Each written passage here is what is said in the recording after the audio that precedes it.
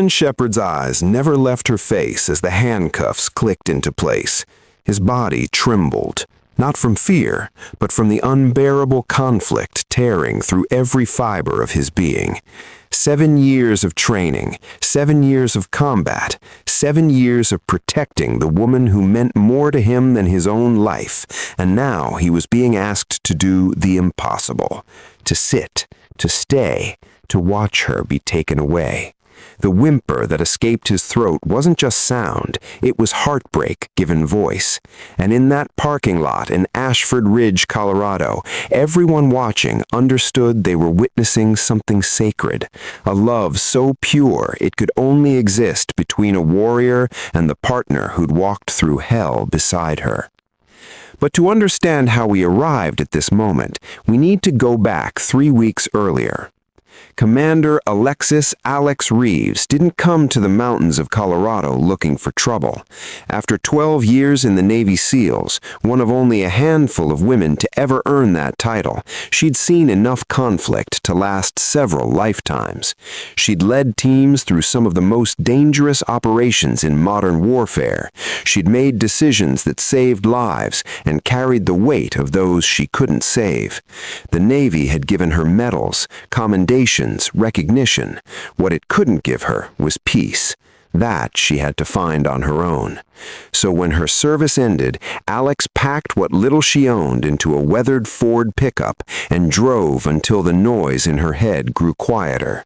She stopped when she reached Ashford Ridge, a small mountain town where the air was clean and the only explosions were pine cones hitting cabin roofs.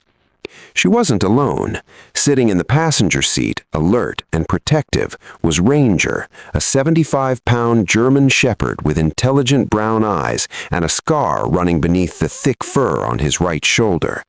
Ranger wasn't a pet. He was a decorated military working dog who'd served 3 combat deployments. He'd detected IEDs that would have killed entire squads. He'd cleared buildings under gunfire. And on a dusty road outside Kandahar, when an explosion threw Alex 15 feet and left her disoriented and bleeding, Ranger had dragged her to cover, despite taking shrapnel himself. They'd been medevaced together, recovered together, and when Alex's service ended, there was never a question about what happened next. Ranger came home with her, because some bonds aren't broken by discharge papers. The nightmares still came. Most nights, Alex would wake at 3 in the morning, heart pounding, the taste of dust and smoke still vivid in her mouth. And every single time, before she could fully surface from the dream, she'd feel the weight of Ranger's head on her chest. 75 pounds of warm, steady presence. His dark eyes watching her in the moonlight as if to say, "You're safe. I'm here. I've got you." She'd wrap her arms around his neck and breathe into his fur until her heartbeat slowed. This was her therapy. This was her anchor. This was how she survived the war that followed her home. Ashford Ridge seemed like the perfect place to heal. Population barely 3,000, one main street, mountains on all sides, the kind of town where people knew their neighbors and life moved slow. What Alex didn't know, what she couldn't have known, was that Ashford Ridge was sick. Not with the kind of sickness you could see, but the kind that festered in shadows, the kind that wore badges. She first noticed it at Maggie's Table, a small diner on Main Street that served breakfast all day. Alex had developed a routine: coffee, eggs, wheat toast, and a seat by the window where Ranger could lie at her feet. She noticed how conversations stopped when certain vehicles pulled up outside, how the waitress's hands shook slightly when she poured coffee for men in uniform, how the owner, an older woman named Maggie, kept a lockbox under the counter and made quiet payments to deputies who didn't provide receipts.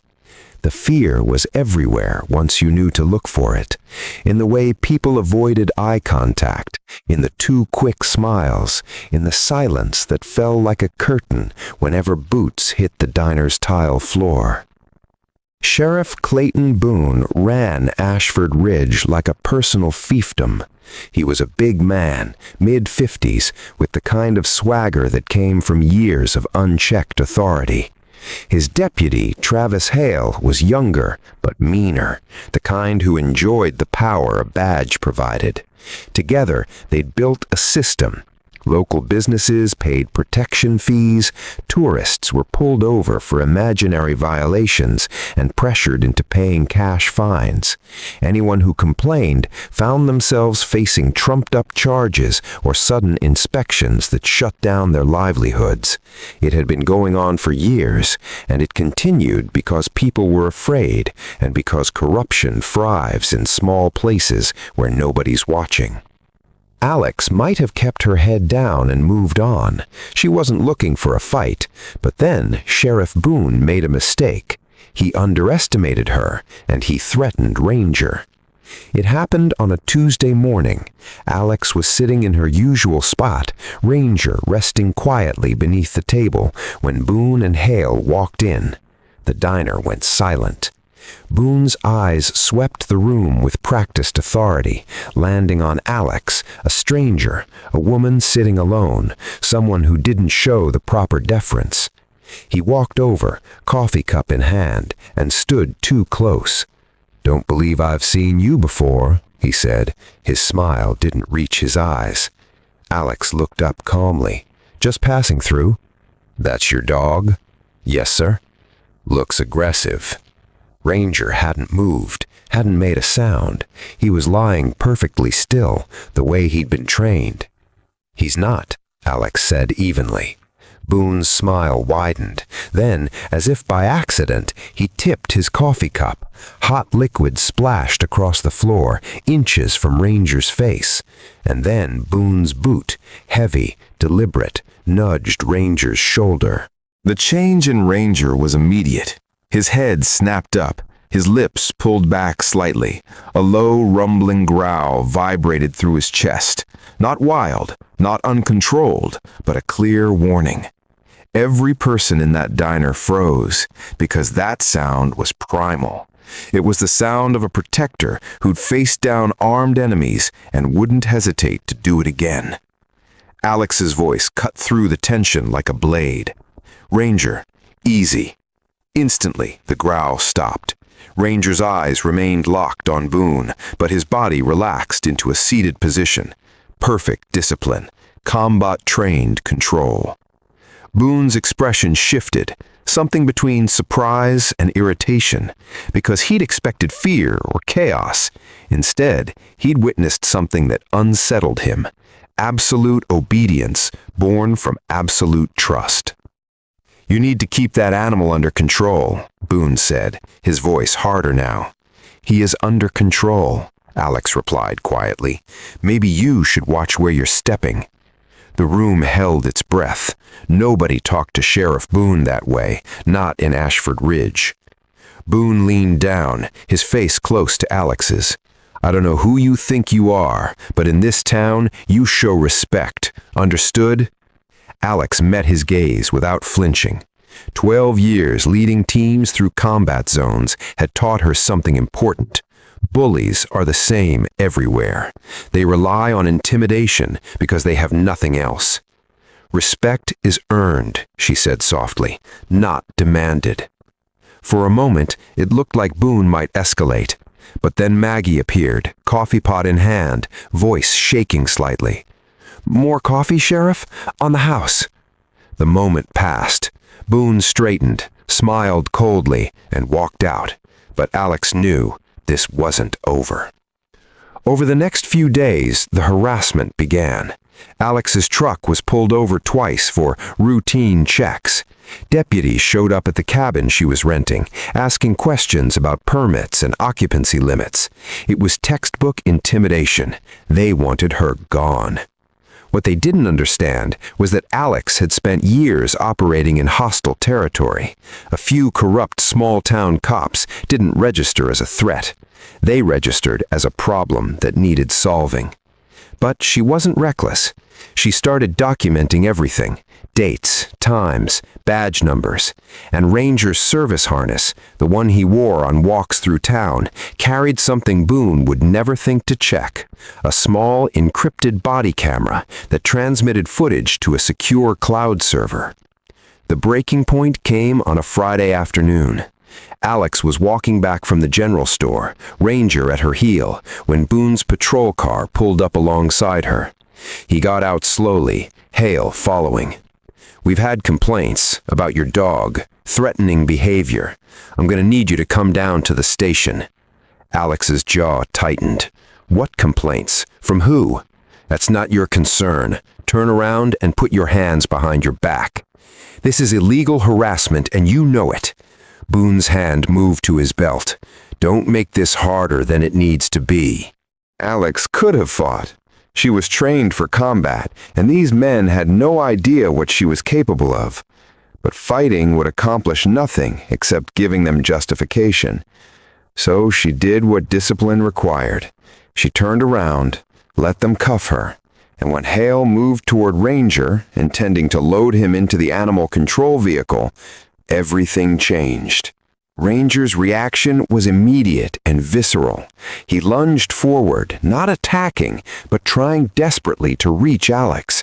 His paws scraped against the pavement. A sound came from deep in his chest, not a growl, but a whine so full of distress it made the growing crowd of onlookers flinch. This was a dog who'd faced enemy fire without hesitation, but watching his partner being taken away was breaking something fundamental inside him. "Get that mutt under control," Hale shouted, grabbing Ranger's collar. Ranger resisted, pulling, his eyes never leaving Alex. Another whine, higher, more desperate. He wasn't being aggressive, he was begging. Alex's heart shattered, because she knew what this was doing to him. She could see it in every trembling muscle, every frantic movement. Ranger didn't understand laws or procedures or corruption. He understood one thing: his human was in danger, and he was supposed to protect her. That was his purpose, his entire reason for existing, and now he was being told he couldn't. "Let me talk to him," Alex said, her voice rough. "Please." Boone hesitated, then nodded curtly. Alex dropped to her knees on the pavement, hands still cuffed behind her back. "Ranger, here." The German shepherd rushed forward, pressing his body against hers, whining continuously. His tongue licked her face frantically. His whole body shook. Alex leaned forward until her forehead touched his, just above his eyes. The same gesture she'd made 100 times before, intense between missions, in hospital beds, in the darkness when the memories were too heavy. "I know," she whispered, her voice breaking. "I know, buddy, but I need you to trust me." Ranger's whining grew more desperate. He could smell her fear, her anger, her heartbreak. Every instinct he possessed was screaming at him to protect her, to stand between her and these men, to do what he'd been trained for.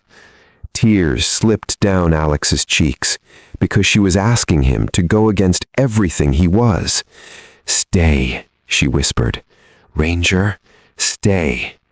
The command hung in the air. Ranger's body went rigid. His eyes, those intelligent, loyal, beautiful eyes, searched hers as if looking for a different answer. His whine became a sound that no one watching would ever forget. It was the sound of loyalty being torn in half, of love forced to choose between protecting and obeying. Slowly, painfully, Ranger sat. His body still trembled. His eyes never left Alex's face, but he sat. A woman in the crowd openly sobbed. A man turned away, wiping his eyes, because they understood they were witnessing something profound. This wasn't just obedience. This was trust so complete it could override survival itself. Alex pressed her face into Ranger's fur one last time. "Good boy," she whispered. "Such a good boy. I'll be okay, I promise." Then they pulled her up and put her in the patrol car, and Ranger sat on that pavement, shaking and whining, watching his entire world drive away. What Sheriff Boone didn't know, what he couldn't have known, was that Ranger's camera had captured everything, every word, every illegal threat, every abuse of power. And it was already uploading to servers monitored by people Boone really didn't want attention from. Alex had made calls before coming to Ashford Ridge, to former teammates, to contacts in federal law enforcement. She'd mentioned she was stopping in a town that felt wrong. They'd told her to be careful, to document everything, to stay in touch. When she didn't check in that evening, they acted. By midnight, state investigators were reviewing footage. By morning, federal agents were en route. They came quietly, no sirens, no announcements, just professional, thorough documentation of years of corruption. The evidence was overwhelming: extortion, intimidation, abuse of authority, illegal detention. It was all there, time-stamped and encrypted. When they arrested Sheriff Boone at his home the next morning, his face went pale. "You have no idea who you're dealing with," he'd told Alex in that parking lot. He was right, but not the way he thought. Alex was released within hours, all charges dropped, with official apologies. When she walked out of the station, Ranger was waiting. The moment he saw her, he erupted into motion, not aggressive, but joyful in a way that made grown men smile. He jumped, spun, pressed against her legs, whining and wagging and radiating pure relief. Alex dropped to the ground and let him knock her over, laughing and crying at the same time, as 75 pounds of loyal German Shepherd tried to occupy the same space as her heart. "I told you I'd be okay," she whispered into her fur. "I told you." But Ranger didn't care about words. He cared that she was back, that she was safe, that his world made sense again. The story spread through Ashford Ridge like wildfire. The decorated female Navy SEAL who'd brought down a corrupt sheriff, the military dog who'd captured everything. Within days, the entire system collapsed. Deputies were arrested, records were seized, victims started coming forward, no longer afraid. And slowly, like a town taking its first breath after being underwater, Ashford Ridge began to change. At Maggie's table, the lockbox disappeared from under the counter. Conversations flowed freely. Laughter returned. Maggie herself hugged Alex so hard it hurt. "You gave us our town back," she said, tears streaming. "How do I even thank you for that?"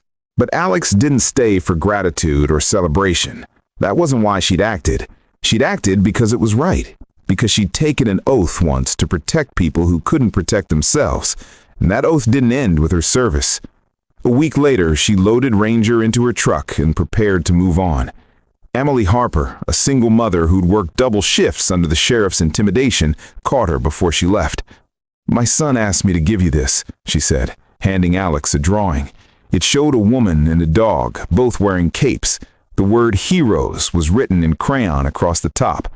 Alex's throat tightened. She knelt down to the 7-year-old boy. "You know what real heroes do?" she asked softly. He shook his head. "They stand up when it's hard. They help people who need it. They do the right thing, even when they're scared. That's what your mom does every day. She's the hero." The boy looked at his mother with new eyes. As Alex drove out of Ashford Ridge, Ranger's head resting on her lap, she thought about courage. Real courage wasn't the absence of fear. It was acting despite fear. It was Ranger sitting on that pavement, every instinct screaming at him to protect, but trusting her enough to obey. It was the people of a small town finding their voices again. It was choosing what's right over what's easy, every single time. The mountains stretched ahead, vast and beautiful. Somewhere out there was the peace she'd been searching for, and maybe she'd find it. Maybe she'd find another town that needed help, another wrong that needed righting. Because some people are wired to serve, and some dogs are wired to stand beside them no matter what. In Scripture, we're reminded that greater love has no one than this, to lay down one's life for one's friends. Sometimes that love wears a uniform, sometimes it wears fur, and sometimes it shows up in a small town when people need it most. Alex Reeves and Ranger weren't looking for glory, they were just looking for peace. But when justice called, they answered, because that's what warriors do, and that's what loyalty looks like when it's tested by fire. If this story touched your heart, if you felt the bond between a warrior and his faithful companion, if you believe in standing up for what's right no matter the cost, then honor their courage by sharing this story. Comment below where you're watching from and tell us about the loyal companions in your life. Subscribe to State of Valor for more stories that remind us what honor, service, and unbreakable loyalty look like. Because in a world that often forgets, we need these reminders. We need these heroes, both the ones who walk on 2 legs and the ones who walk on 4. May God bless our service members, the canine partners who stand beside them, and may we all have the courage to sit when we're told to stay, and the wisdom to know when it's time to stand. That's the lesson of Ashford Ridge. That's the legacy of a Navy SEAL and her German Shepherd. And that's a story worth hearing.